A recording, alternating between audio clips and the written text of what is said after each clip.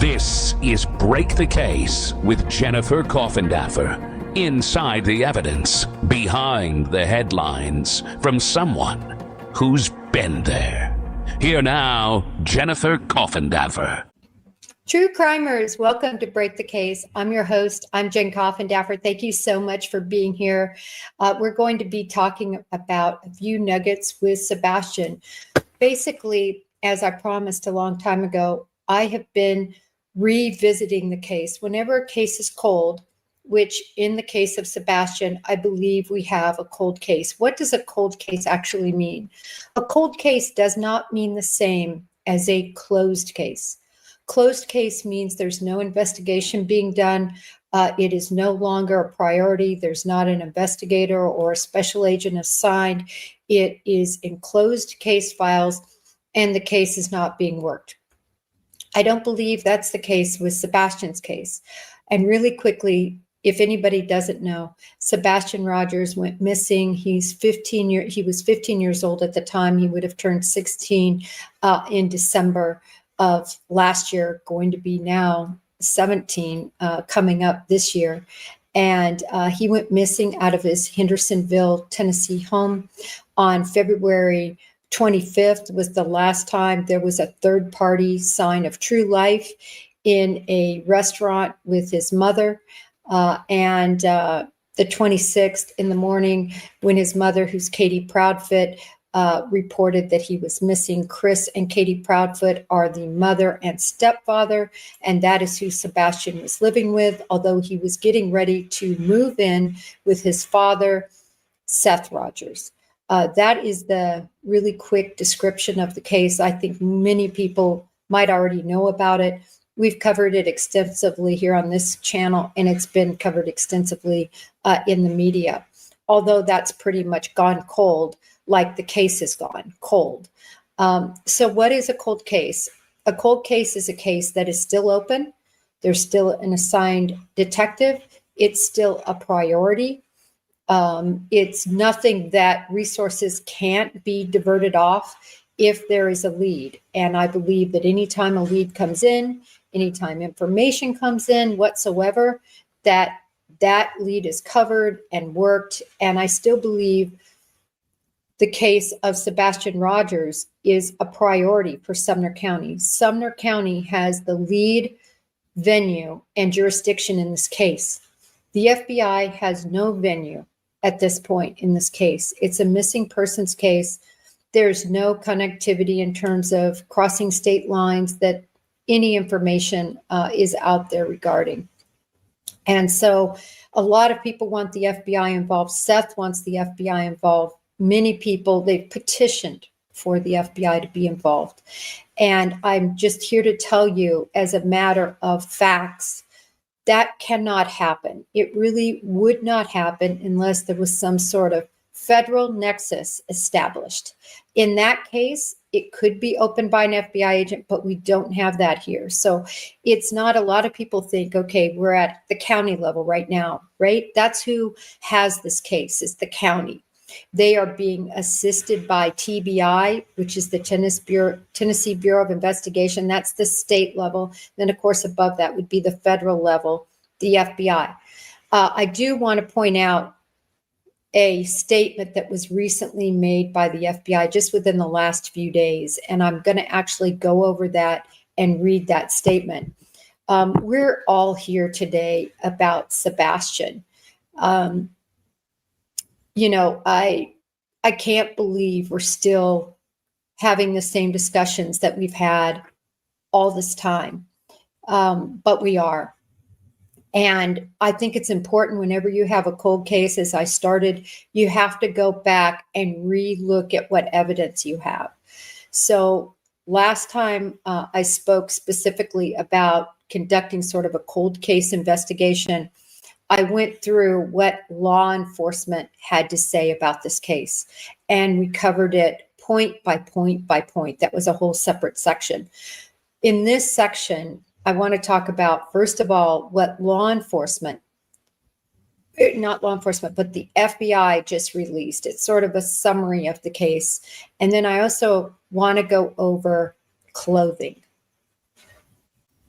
the clothing that Sebastian Rogers was purportedly wearing. And we're going to keep it that brief.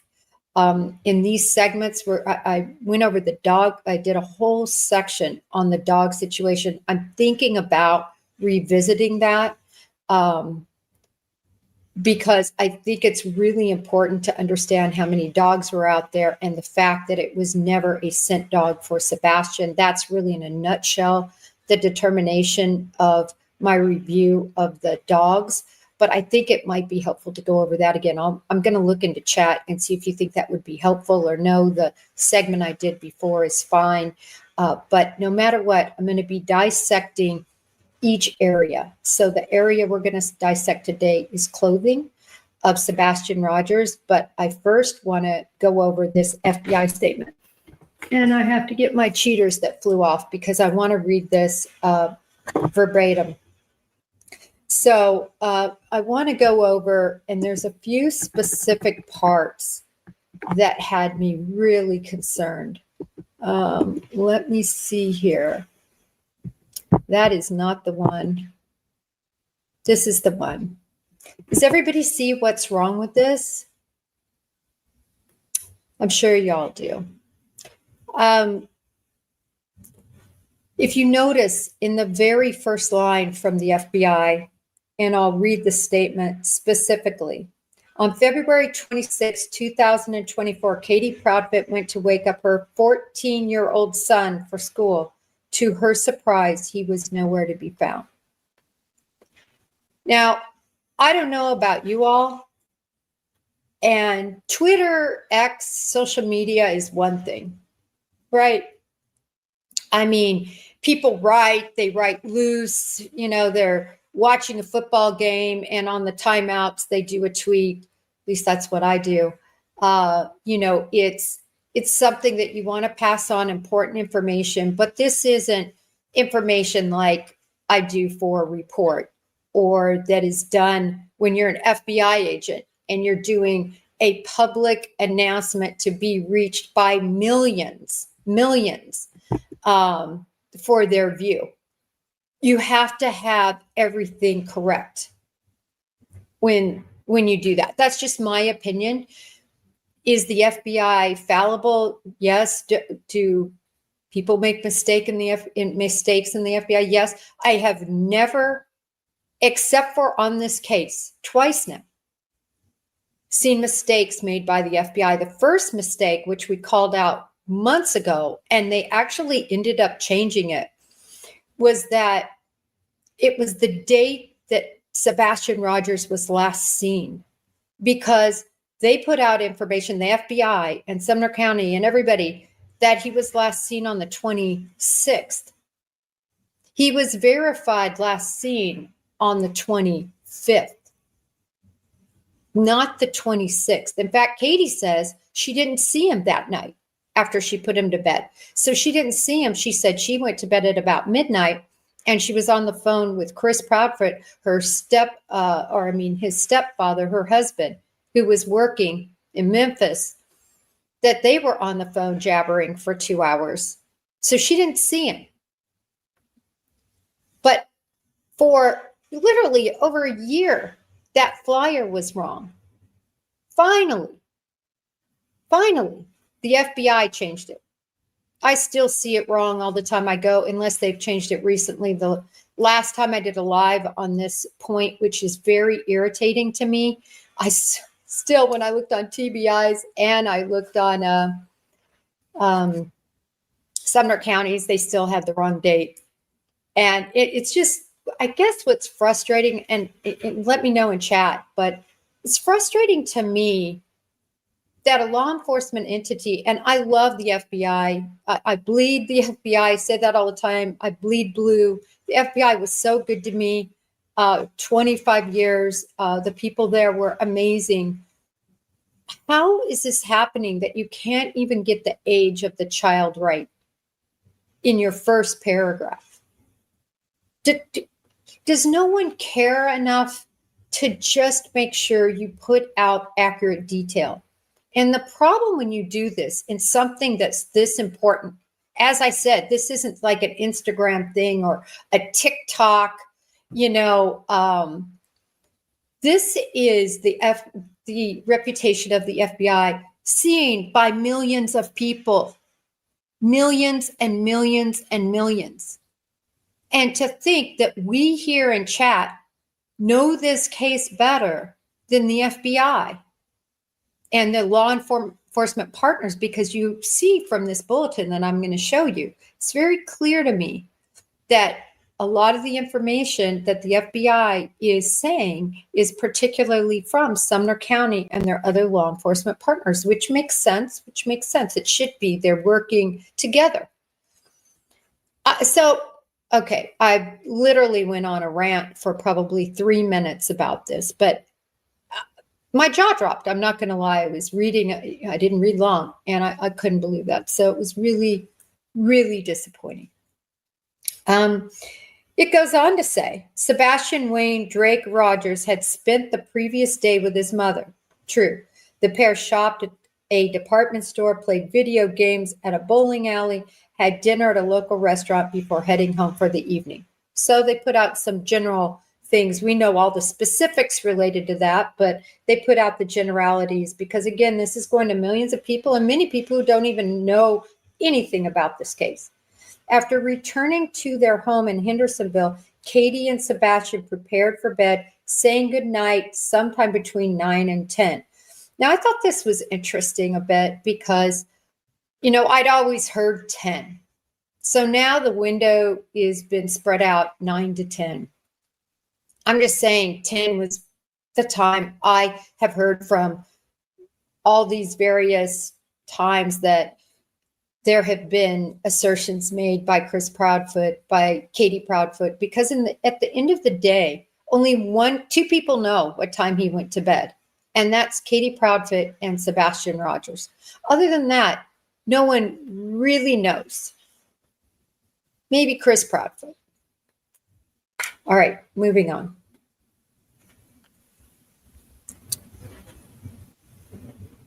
Katie told us a little bit before 10 p.m. So now we know a little bit before 10 p.m. she heard a loud, and I'm going to quote this, a loud bang. Bang coming from Sebastian's room. Is this the first time anybody has heard this? I literally have never heard bang. I've heard thud. I've heard loud noise. I've heard so many descriptions. I have not heard a loud bang.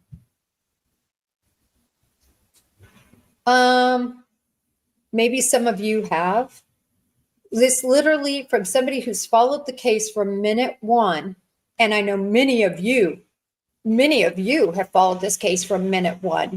We're all on the same page, most of us here. And if you haven't and are just getting into this, there's so much out there.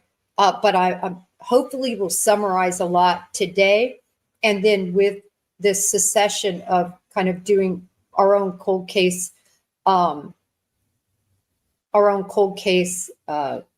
investigation here.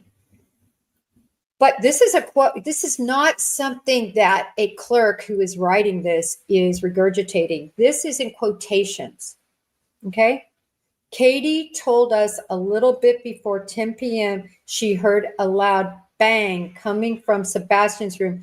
So she yelled out to ask him if he was okay, to which he responded, yes, he was. Okay. Very interesting to me because I swear I've heard 3 to 4 versions of this whole particular moment. I've heard thud, I've heard noise, now I've heard bang. I've heard she yelled, I've heard she asked, I've heard all these different versions. I heard he didn't answer, then I heard he did answer. Very early on, Chris Proudfoot makes the assertion of, yeah, he did answer. And in that answer he gave was, yes, ma'am. I've heard that he didn't say anything. But the FBI recounts, and I have to believe this is from an official report, because they've got it in quotations. So I think this person who wrote up this account,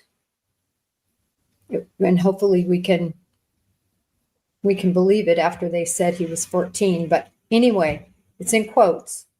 She yelled out. So she wasn't close enough to say, hey, Sebastian. She yelled out in her own words. I think that's why it's in quote. And he responded that he was okay. This is from particularly Detective Brandon Carter. So Detective Carter, this would have been his report. The report goes on to say, she told him to go to bed because they had to be up early for school the next morning. Okay, makes sense. Katie called her husband, who was out of town in Southwest Tennessee for work, and the two of them spoke for nearly 2 hours, and she went to bed around midnight. So that's always what I've heard. Okay, I've always heard that. And I really want to dive into this bang, but I'll get through this and we'll go back to the bang versus thud versus noise, because I think this is important. I really do. I think it's important. The next morning was what became a massive search effort for Sebastian.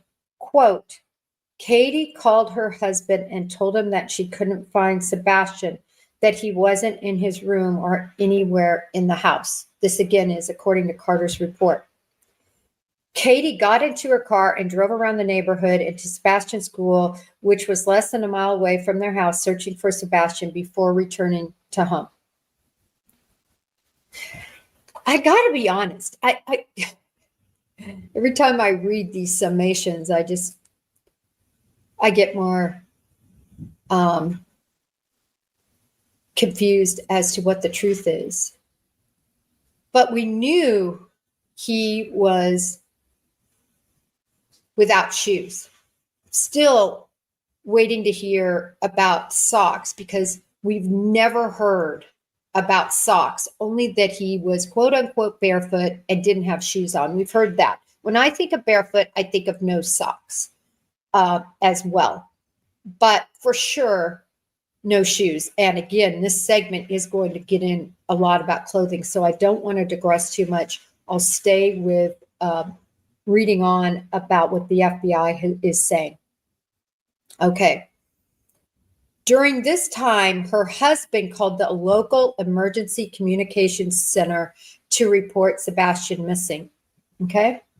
Now, I want to say this about that, because a lot of people have made a lot about that, right? Because when you call into the local sheriff's office, you're not going to be recorded. You know, if you just call up and do a non-emergency line, you just literally call their office, you're not necessarily going to be recorded. It's not like 911 where everything you say, the timing, everything in the background, they have very good mics and everything is picked up. So a lot has been said about the fact, and it's a fact, that he did not call 911. I also find it interesting that she didn't call 911, to be honest with you. But I digress. I said we're going to stay on clothing today. But I just have to say that I will say this because I want to give both sides of the pancake. Sometimes in these rural areas, and I've experienced this personally, when you call 911, they will say, this isn't the right 911, and literally say, hold on, and transfer to the appropriate 911 authority in that particular area. That is a definite fact that can happen. So does it make more sense to sort of get right to the jurisdiction that you need to get to? Well, two things on that. I don't think that many people know that. Unless you've called 911 from a rural area and had that happen, you probably don't know that. because why would you? I always say you can't know something someone's never taught you. I'm going to look in chat really quick. How many people knew that you could get transferred, from one to the other? It's unusual. Let's just call it for what it is. So he calls in to the sheriff's office, essentially. And again, this is Chris Proudfoot. He's not even purportedly there. Why didn't Katie?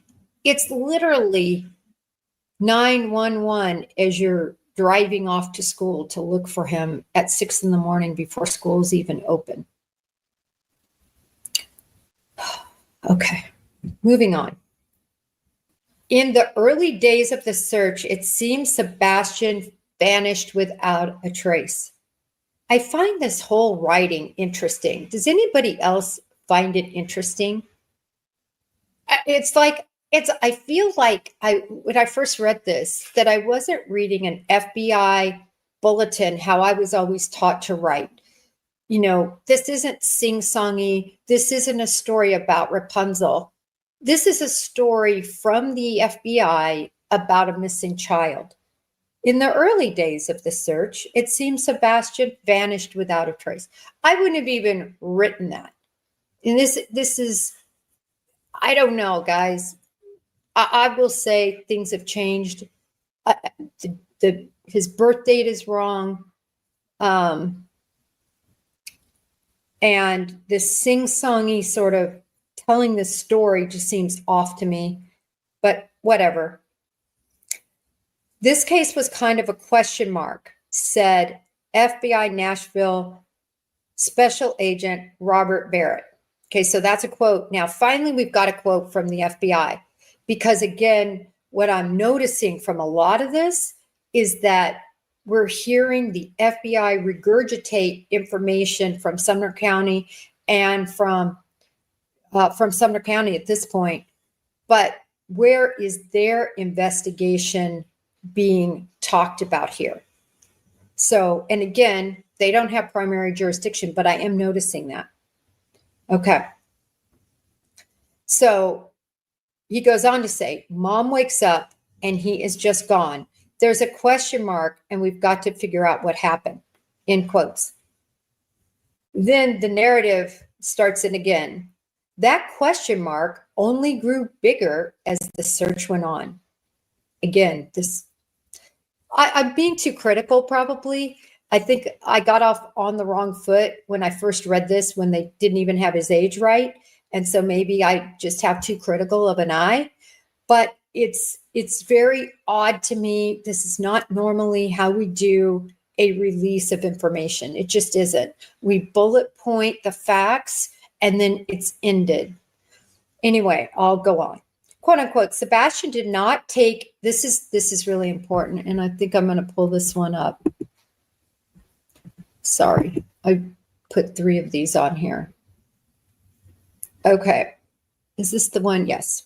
Sebastian, this is critical. Sebastian did not take any clothes. Okay, so he didn't take anything.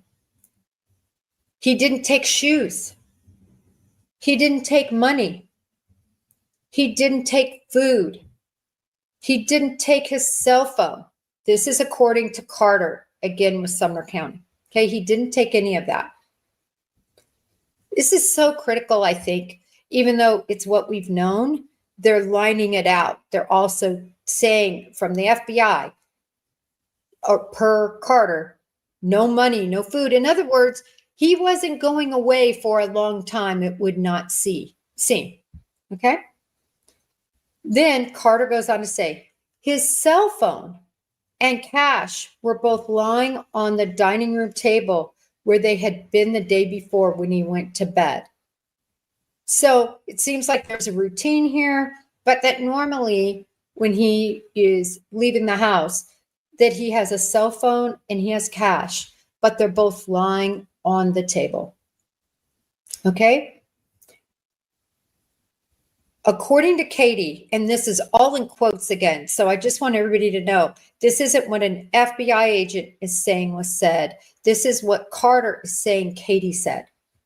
According to Katie, there was a small yellow, and I have heard so many colors for this flashlight. Here it says yellow. I had heard green. I even think I had heard purple at one point from somebody. Maybe that was just, it got so down the line, it got distorted. But specifically, yellow flashlight that she thinks was missing, but was the only thing that appeared to be gone from the house. Okay. So this is really important, I think, also. We don't know whether he took that flashlight. And I had Dale Lundberg, who was a detective for over a decade with the Dallas Police Department, strictly homicide. I mean, he was an officer and in robbery unit and a detective for many, many years. I think 40 years, I believe, in law enforcement. And he pointed out something really interesting that I wanted to, if you didn't get to watch that live with Dale Lundberg, he's just really good. We just went over some of the case points, and I just wanted to get his perspective on some of the case points coming in very cold and not coming in with any agenda or, seeing things through his eyes, not through the side of Proudfoot's, not through the side of Seth Rogers, but just from a detective. So if you have a chance, you might catch that. Dale is really great. He's been featured on The First 48 Hours many times. Really, we worked a homicide together. Just a really great guy. Anyway, I digress again. The point is that she thinks, and what Detective Lundberg said, which I found so interesting, is he keyed on that. He said, why would you focus on something like that? In other words, that he could have just had in a pocket, but that's something that you're saying for sure was missing. Could it have been in a pant pocket at the dad's house or something like that? He said that he thought that was very odd to bring up that little detail. But then really, when you look at it, in other words, this is how I take that. Did you say flashlight? So it showed that he had a flashlight in his hand when he left. Were you making up that detail, or is that detail truly a fact? And I found it interesting, the wording that basically she thinks. She's not sure, but she thinks. And I think that's really important.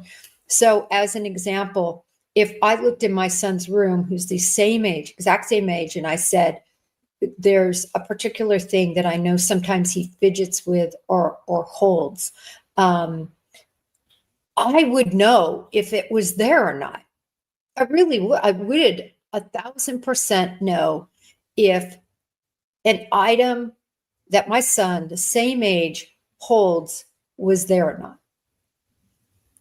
So just that whole thing, Mr. Detective Lundberg hit on the exact same thing that I also wondered about. I just thought it was odd. Okay. The first week in the search for Sebastian was a massive community and interagency effort between the Sumner County Sheriff's Office, TBI, Emergency Management, Hendersonville Police, Gallatin Police, Tennessee Highway Patrol, the FBI, Metro Police, Wilson County Sheriff's Office, Sumner EMS, Sumner County EMS Response. I think she mentions that one, Trice, and other agencies throughout Tennessee. She goes on, quote, the search consisted of about 4.5-mile radius around Sebastian's home. Now that, people, is a big radius. It's such a big radius, I would submit to you, to conduct a grid search in that radius is extremely, extremely difficult. But it goes on to say, there, and this is all in quotes, so the FBI isn't saying this, the FBI is pulling this from reports from Sumner County. There were roughly 2,000 searches equipped with an app tracking their movements. The searchers could also use the app to plot things on a map, and they observed while they were searching the total area they covered within the 4.5-mile radius was equivalent to 44,000 acres. So the reason that happens is because you're doing grids. So you're all basically lined up. You have particular grids that are lined out very strategically to make sure nothing is missed. And so that's why you can imagine the amount of manpower. So now it's not just one guy walking in this field. So they're counting all of this area that was covered by putting together each of the tracking that they did from these searchers. Okay. Further, in addition to ground searches, law enforcement employed every available resource at their disposal to help locate Sebastian. Fire departments, mounted patrols, so horses, we knew that, ATVs, search and rescue, canines, drones, helicopters, and even an airplane. And we knew that they did a great effort with this. During day 2 of the search, the Sumner County Sheriff Office reached out to the FBI for assistance and specific that could potentially find Sebastian, who was high functioning autism. Okay. So particularly they reached out to the Child Abduction Rapid Deployment Team. It's called our CARD team. It's funny. I was asked about that one time out of the blue, and I don't know if you've ever had a brain malfunction, but I had a brain malfunction that day and I could not spit out that acronym. But nevertheless, this is, and I want to explain CARD for those who don't understand this. So offices have, okay, you as an FBI agent, you have your responsibilities. It's like being in college. So you're going to school and you're studying all these subjects, and that's like an FBI agent with their caseload. That is their primary responsibility. You have what we call file reviews that are done with supervisors, where you have to sit down and you have to write down everything you did on that case within that file review period. And you have to write out what you plan to do, how the case is going, your projections on the case, and what you have done. And then that is evaluated, and then you're evaluated. So you're evaluated every year, you evaluated, and you're also evaluated on these file reviews, and you get ratings: outstanding, excellent, satisfactory, not satisfactory, poor, and fail, essentially. So obviously your goal is to always be out here at outstanding for a lot of reasons. You get recommendations for cash incentives. If that doesn't float your boat, which really doesn't float very many boats of FBI agents, but you do want to get that accolade of being recognized for having high performance, and you get these wonderful awards, and you're recognized, and you get special leadership responsibilities and case agent responsibilities on the most important cases. So just to let you know, everything is closely tracked. Why do I tell you this? And I'm digressing a little bit, but I just want to say the other parts of your job, you can have auxiliary duties. We call them collaborative duties. Collaborative duties is what it's called. You don't have to, but many people do. For instance, mine, I had 3 collaborative duties. I was on the SWAT team. I was a FBI firearms instructor, and I was also a police LETS instructor, law enforcement training for street survival. So I taught people from all over the world in terms of tactics and how to stay safe, how to conduct arrests, how to conduct site surveys, investigations, leading up to a tactical situation. Okay, that was me. But some people wanted to join, as an example, the CARD team. And if you were on the CARD team, you were one of the people that would be deployed, hopefully within the first 24 hours is the best idea, but you're deployed to respond to a particular missing child situation. We had one person on CARD on one of my squads. His name was Andy.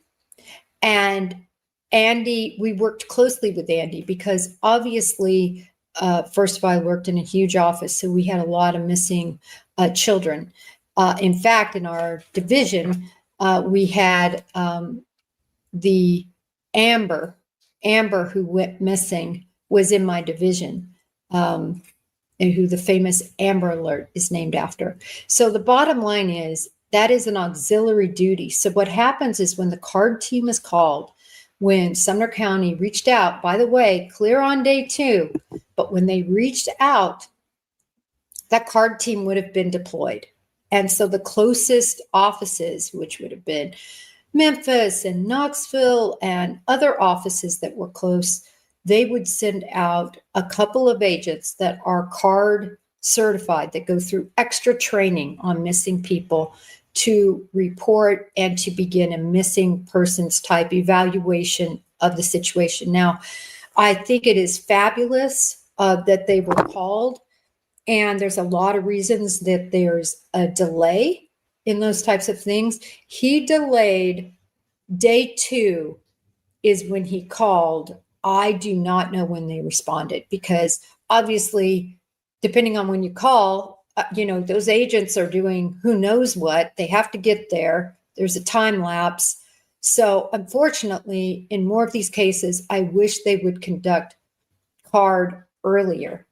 To me, certainly within the first 24 hours, and get FBI agents who have so much specialty training in this area, and also have all the resources of the FBI, because we open what we call police cooperation cases. It's a very special designation where we're allowed to use case funds, case resources, analysts, and everything else to assist the locals on cases just like this. He says, quote, meaning Carter from Sumner County, I contacted our FBI child abduction rapid deployment team for initial consult, and then they brought in the FBI BAU unit to assist. So to be clear, it seems to me that they only consulted. So I gave you the general scenario that typically when they're contacted, they'll deploy. In this case, it's very important to note they did not deploy. They consulted. And they actually brought in the BAU. So the BAU is the department located in Quantico. And those agents, for the most part, when you are assigned to BAU, not for the most part, when you're assigned to BAU, you're basically, people call it profiling, but you're a behavioral analyst for the FBI. So you spend your time really studying like behaviors, like a Brian Koberger. They're going to take everything he said, everything he did, everything he wrote, everything about him, and get that all into a database and try to learn from it and compare it to all the other serial killers, so that they can make analysis of the behaviors of other possible killers to be, and they can help agents out in the field analyze who they might be looking for on particular cases, particularly unsolved cases. Okay. The BAU shared a statistic that 50% of autistic children are prone to wander. Okay. We knew that. They're called elopers. Remember last segment, I could not remember that word. They're called elopers. They don't say that in here. That's what I'm saying. So, but quote, the BAU shared a statistic that 50% of autistic children are prone to wander. They are also usually drawn to bodies of water, and 71% of fatal outcomes involving missing autistic children were the result of a drowning.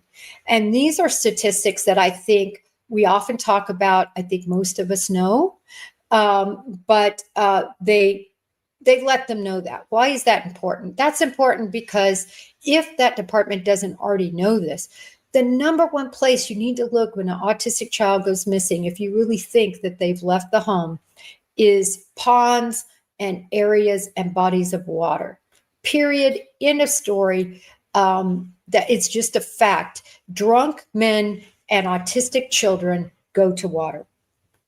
In addition, law enforcement searched almost every home in the neighborhood. Okay, I'm going to tell you why this bothered me. Because almost every home. What are you trying to say? Almost every home? That really bothered me. Every home should have been searched, period, end of story. If you can't get them for some reason to give you consent to come in, then you need to work on a search warrant. You need to work on gaining access to every home. Why? I want to draw your attention to the Michael Vaughn case that took place in Idaho, for those of you who might remember this case. This was a case of a 5-year-old who disappeared. And in that case, it turned out that actually a neighbor found that child and likely murdered that child. It would seem the Wandras are the ones law enforcement have sort of pinned on it. They, dug up their whole house with a backhoe, never could find the body. The husband flipped on the wife, and the wife was kind of a lot of mental issues. They're both locked up right now, but on totally independent charges. They've never been charged. Law enforcement is still trying to work to make that case. But my point is, you never know if you have to just scratch that off the list that no one in the neighborhood is involved. In the Michael Vaughn case, it came out so late, years later, as I recall, that, the lead with the Wandras, because one of them basically started blabbing. And just think if they would have done the proper job of making sure they searched every house. So it's critical. So this was something that really bothered me when I read almost every home. Video recordings from nearby homes and a dash camera in Katie's car. Okay, again, a lot of people wondered, was there a dash camera in Katie's car? Was that a rumor? We've all heard it. We've heard it, I believe, from Katie and various times throughout this case. Yes, just to confirm, Katie had a dash cam. So a lot of people had speculated that they never came home from the Texas Roadhouse, which I don't know why people speculated that, because I believe we see Sebastian Rogers emptying the trash can. And we knew about this dash cam video. So we need to put it to bed that they didn't make it back to the neighborhood, because they at least made it back to the neighborhood. Okay. So again, video recordings, the dashboard camera in Katie's car showed that Katie and Sebastian didn't leave the house after their return home from dinner, and that no other cars were seen coming or going from Katie's home during the evening and early morning hours and night or day Sebastian disappeared. Okay, so now, again, from law enforcement, very specifically, no one came in, no one went out, and Katie didn't go out other than when she left in the morning. That is what the FBI is saying in this, and they're crystal clear. Okay? So I'm going to read on. Well, no, I'm going to stop right there, because no matter what, we have an issue, right? So a couple of things. First of all, there were no streetlights at all in their neighborhood. And I've lived in a neighborhood like this. It's very interesting. It's all about light pollution. So they don't want any light pollution, so you can walk outside and see your beautiful stars. So because of this, there's no lights allowed. Where I lived, there were no lights allowed. You couldn't have floodlights. You couldn't have any lights on after dark. I mean, you could turn them on if you were expecting guests or something like that, but you're not allowed to leave them on in the night because they want to enjoy the outdoors. That's typically the reason for no street lights, no light pollution. That's the deal, right? So this begs the question, was the lighting so bad that someone could have left, somebody could have came and taken Sebastian via foot to a car that's waiting? Sebastian could have gone to a car waiting. Somebody could have left that house with Sebastian to a car waiting. It's too dark. In fact, Chris Proudfoot said in an interview with Web Sleuths about a year ago, specifically pointed out that it was so dark that you couldn't see some of the officers, I guess, that were conducting their investigation. That's how dark it was. So I find that very interesting that you could not see. And also we know the qualities of these cameras are not top notch, right? Ring camera isn't bad, but these cameras and many of the systems were older. We've, gone into that, although I might do a separate section on that. But they're not going to be the best quality. This was pitch black. And in fact, on the lights video, which we've talked about ad nauseum, and many creators have spent their whole platform dissecting that lights video, you couldn't see a thing from that camera other than when light came on screen. And that's when you could see something. Other than that, it looked pitch black. It looked pitch black, and you see a light go this way, a light go this way, whatever. But I'm going to reiterate really quick before we digress too much that those lights are not involved. I'm 1,000% convinced. I have very good information, excellent information, unrefutable information that indeed those lights are not involved. And indeed here, the FBI also goes on to back that up. Initially, I too looked at that video, and I even challenged everybody. I said, listen, look with your own eyes. Don't believe me, look with your own eyes. And it is extremely, extremely hard to go against the grain of what one's own eyes can see on that. But the issue is the distance, the angles, and it is not, unless you see the entirety of that video, can you actually see where that light is emanating from. But my real point here is to say it was so dark that it is obviously possible for Sebastian to have been taken off that property, for Sebastian to have left that property and not been seen initially. Of course, I'm going to say, but then you don't disappear. He would have showed up on other cameras, someplace else. He should have showed up by now. Okay, I'm going to continue with the FBI statement. Okay, we have followed through. Wait a minute, I want to make sure I don't miss anything.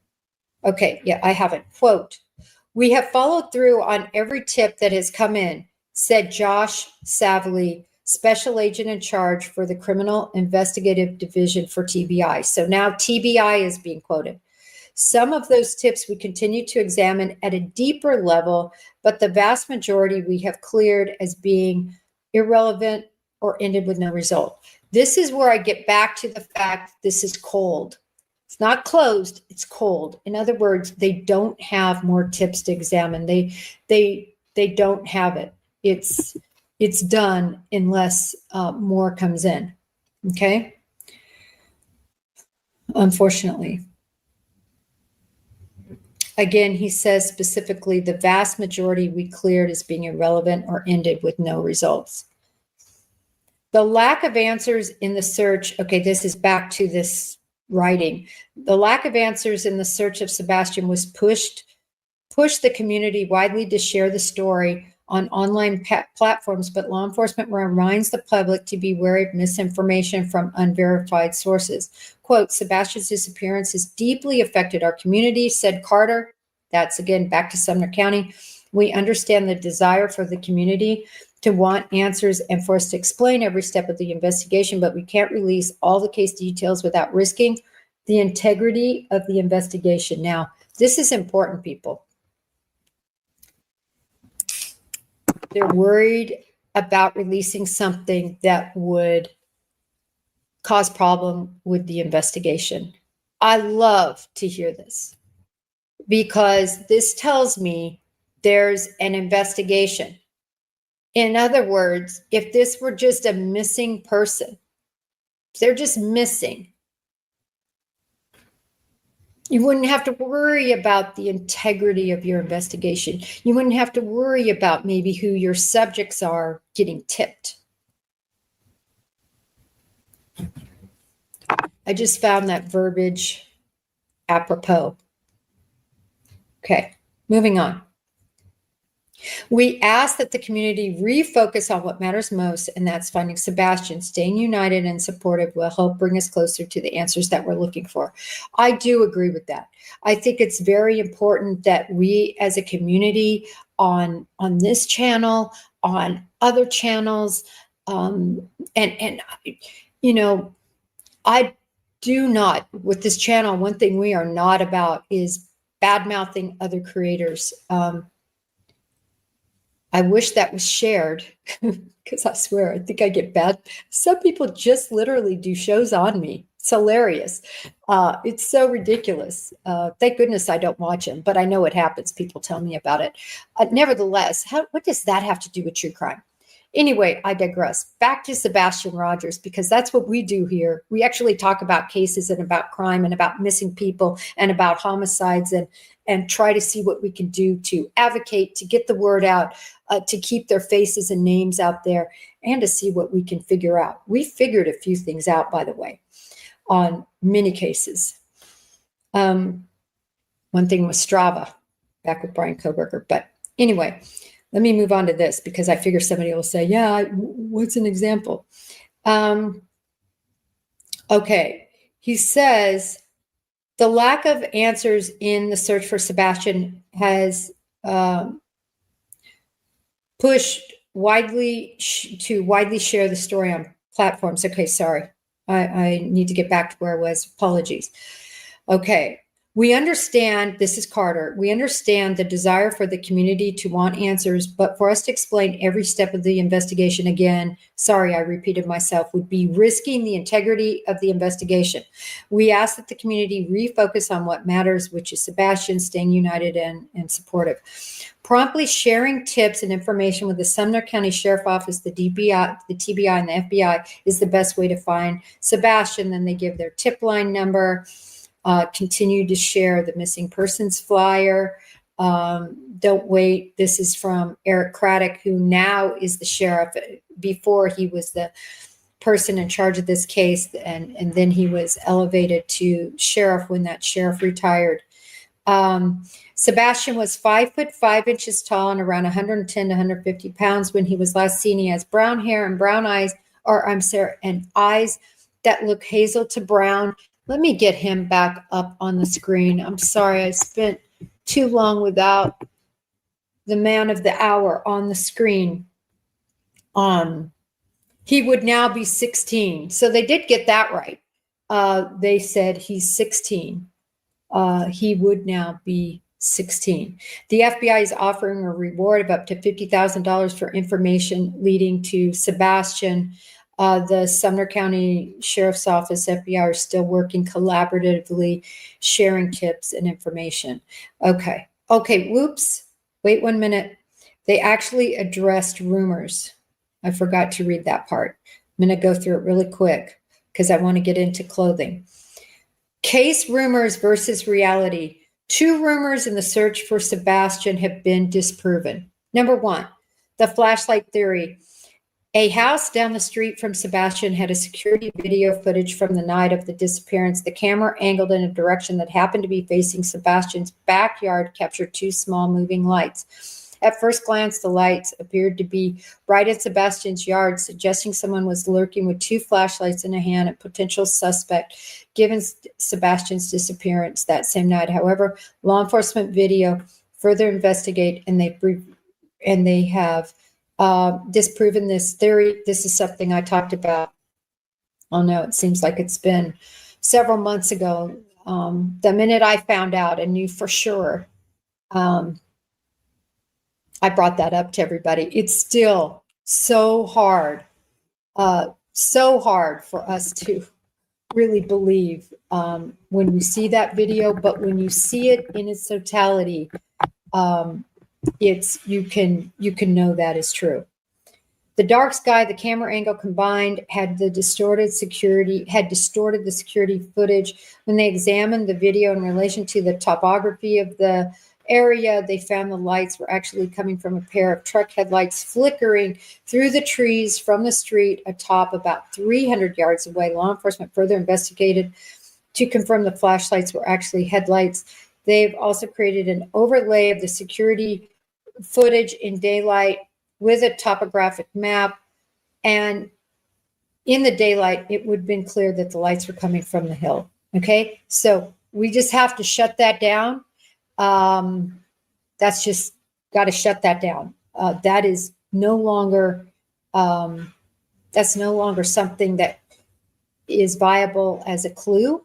But again, and this is very important, the fact that Katie Proudfoot said he took this flashlight, which, by the way, I don't even think the flashlight worked. I think it was more of like a fidgety thing. But I just want to bring up the fact that it wasn't a flashlight. Okay, second rumor, and then I'm at the end of this, and we'll get on to the clothing. The second rumor is about green hoodie person. Okay, the person in the green hoodie. The video surfaced of Sebastian and Katie in the parking lot of the local restaurant they visited the night Sebastian disappeared. That's a Texas Roadhouse video. Most of us have seen it and gone over it. In the video, a person in a green hoodie briefly interacts with Katie, and that's true. Suspicion arose that in this short interaction, the person in the green hoodie was planning something with Katie related to the disappearance. Law enforcement spoke with the employee at the restaurant who confirmed this person in the green hoodie was a frequent customer and helped identify them. Law enforcement went to meet the person, the green hoodie person, who happened to be wearing the same green hoodie in the video and was confirmed not to be a suspect. So, that's been shut down. I do have to say this, though. And this is something that, again, I'm just shocked. That green hoodie person should have been found. And here I am Monday morning quarterbacking, but this is just such an obvious point. Should have been found, should have been interviewed at the beginning of the investigation, not after at night investigates, releases that video, people see it, and then have all these questions. That should have been done early on. That's what I would have done as an investigator. Anybody that interacted or seemed suspicious in any way, watching them or anything at the Roadhouse, because that's what happens sometimes is people pick up a target or somebody they might want to nefariously do something with, or something that would have been prearranged with somebody else. You want to look for those types of interactions. So I will never understand how the green hoodie person and perhaps others in that restaurant, seemingly, at least according to the information I have from the restaurant owners, how in the world do you not conduct a totally thorough investigation there? Early on, I'm saying, early on. It took sleuths sort of getting under the skin and raising these concerns that they had to go back and do that. Okay, so there's that. So let me move on. We're done with that. Let me move on quickly about the clothes. And I know, gosh, we've been an hour. I'm so sorry, everyone. I want to talk about, again, as looking at this case as a cold case, you go back and you relook at things. Okay, now I want to go back and relook at what was Sebastian Rogers wearing when he disappeared. Well, this is the interesting thing. We just saw it in what the FBI says, which again is regurgitation from the locals. I think let me add it to the stage. It's the bang. I could have sworn I took out this. There it is, right here. Okay.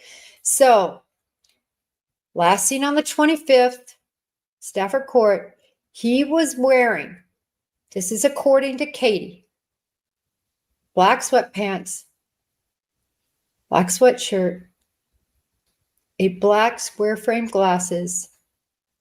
Okay, we're going to dissect this because this is really something. Okay? Now, this is what something about this. Let's just go with number one, black sweatshirt. That is not what Chris Proudfoot said.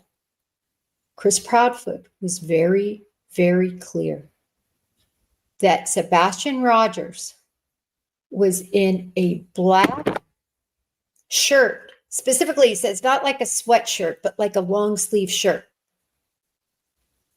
A black shirt, so not a sweatshirt like we see written here. And again, remember, for a long time that said February 26th. That said that forever. They finally got that squared away. A black shirt. And this is the kicker for me. Well, there's a lot of kickers. He says, well, yeah, the black shirt had either Star Wars or I want to make sure I get this right, Minecraft or Halloween on the front. Now, everyone in the audience, your son is missing. Your son with a very limited wardrobe. How do we know that? The parents have told us that. They've said he had a limited wardrobe because he was growing. We know he also had a limited wardrobe because Chris Proudfoot got angry one night that Sebastian Rogers wasn't properly cleaning his room, and he threw everything out. So he had a limited wardrobe from both of those facts we know. And we know both, those are facts that were stated. And you don't know which one is missing. You don't, well, it could have been this one, could have been that one. Come on. This is so important. This is what I take from it. I'm going to tell you what I take from it.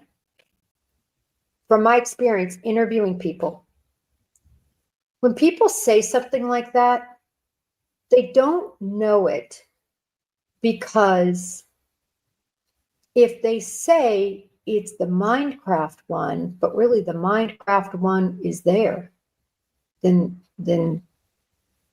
that's not going to float. If they say it's the Star Wars, if they say it's the Halloween, it's an issue because I'm not buying it. That's just me. I'm not buying the clothing issue. I'm not buying it.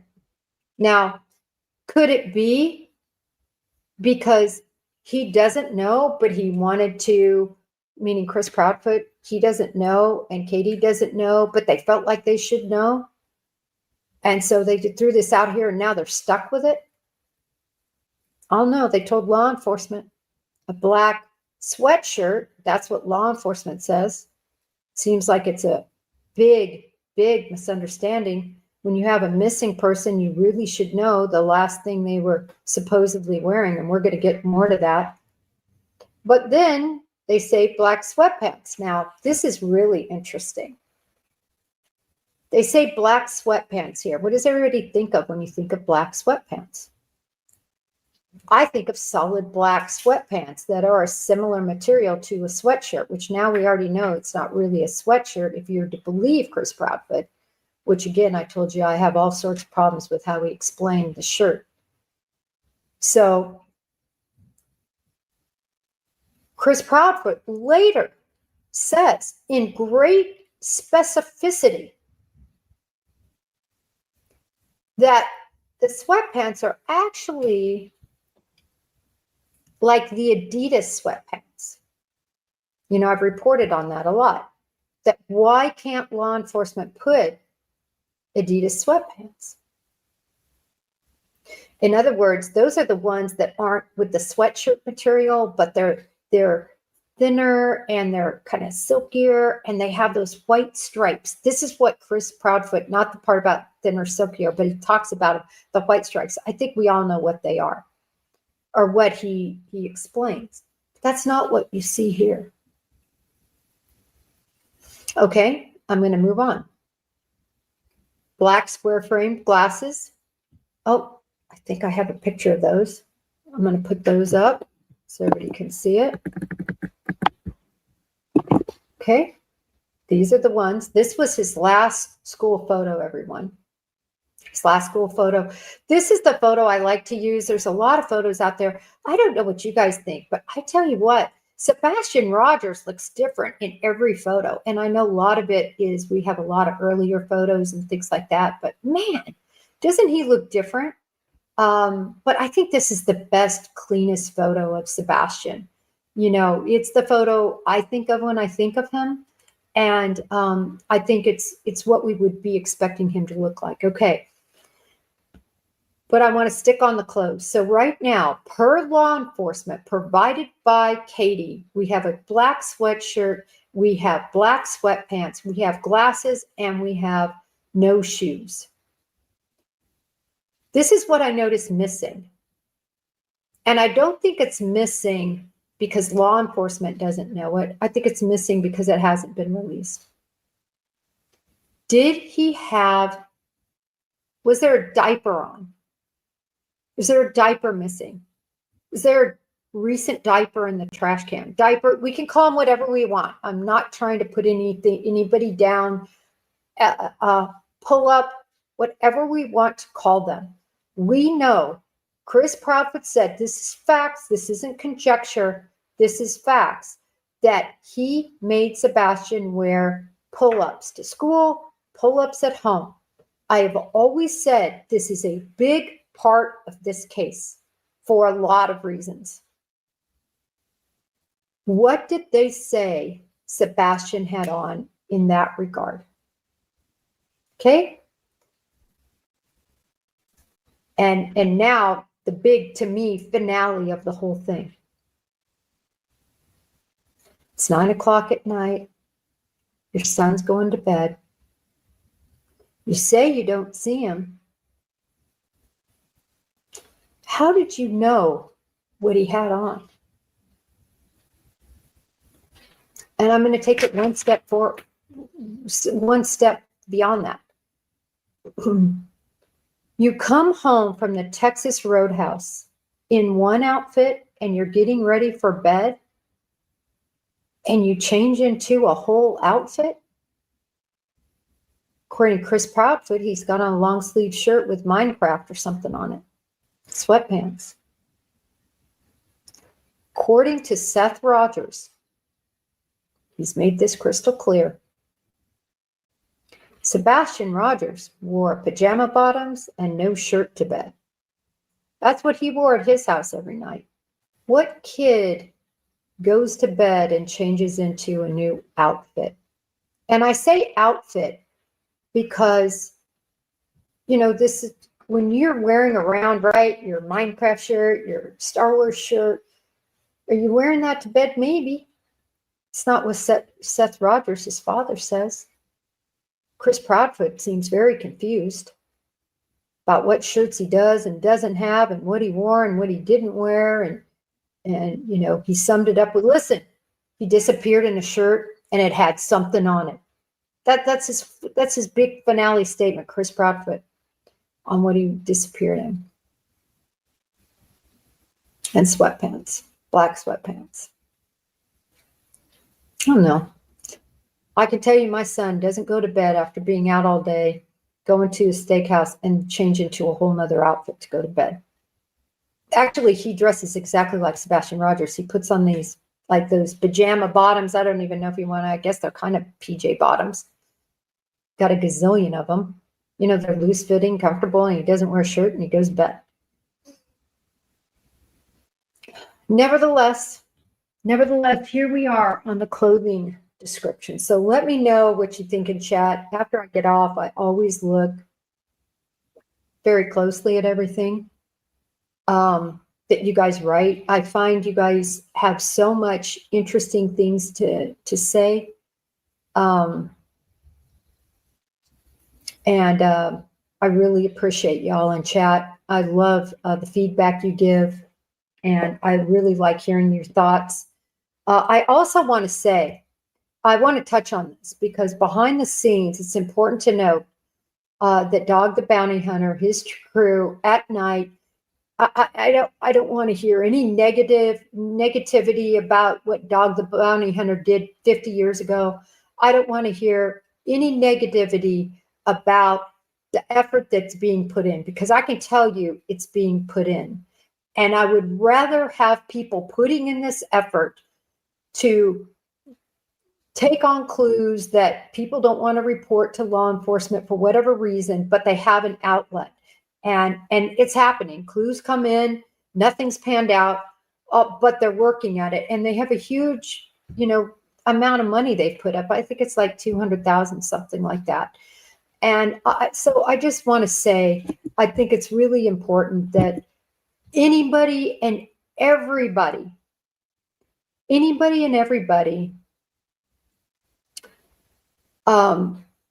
use your platforms, use your voice, spread the word, if you live in this area, put up his picture. There's no pictures up anymore. No one even really barely knows who Sebastian Rogers is, except in the true crime community. And even that's fading out, exactly when he disappeared, how old he is. Shoot, the FBI doesn't even know how old he is. So we got to keep his name, his age, what he looks like as best we can out there. Or there's no chance that, he's going to be discovered. This case just, it's a bad case. And there's a lot of facts that I find very interesting. We're going to keep dissecting it. That's my total about the close. Yes, I agree with, I'm sorry. Thank you so much for the $4.99. Lisa says, don't forget the Amber Alert equals abduction. And Amber alerts are used in different states. I mean, Summer Wells still has an Amber Alert out on her. They're used in different states. Like Michael Vaughn, we all went crazy because Michael Vaughn never had an Amber Alert. He deserved an Amber Alert more than anybody. And sure enough, he was abducted. I mean, it's just common sense. And it's literally ended up being this person. I remember her first name was Tina. And we all wrote her. All of us, everybody write Tina. She was this person sitting behind a desk that got to decide, because believe me, the FBI, and I know this for a fact, as well as the local authorities, wanted an Amber Alert. But Tina with Idaho State Police, who's in charge of Amber Alerts, wouldn't issue one. That was a huge mistake in that case. Sumner County didn't make that mistake. They had a critical missing early on, or endangered missing, and they quickly changed that to an Amber Alert, which was great. He didn't walk off on his own. All right, I'm going to try not to make summaries. I'm just going to keep going through the cold case evaluation, and the close bothers me a lot. Also, what bothers me and will always bother me is the landfill search. I want to see that search warrant.